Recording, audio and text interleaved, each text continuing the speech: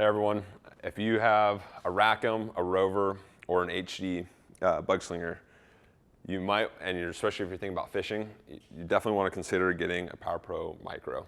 What this obviously gives you, key fob allows you to easily spike your anchor and land the fish or sit on a spot, make sure you're casting right where you want to be. So a couple different ways to install this. Depending on the platform, it's going to look a little bit differently.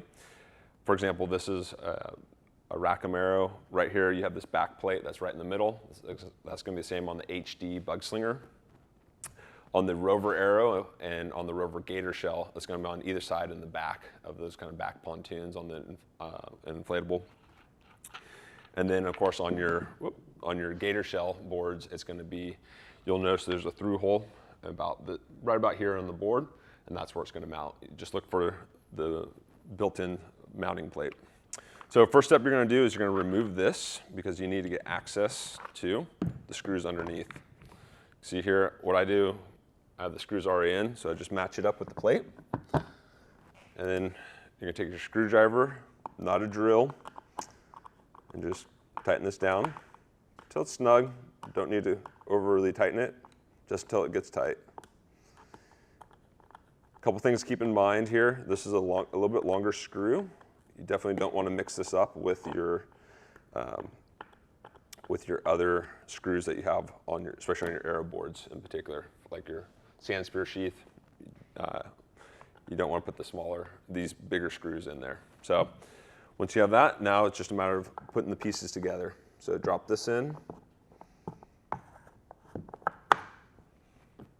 Put my pieces in on either side, drop the bolt through.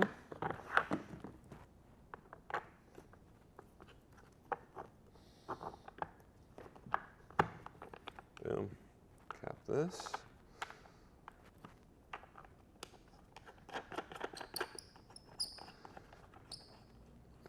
Tighten it down, and then of course I can tighten this down, position it.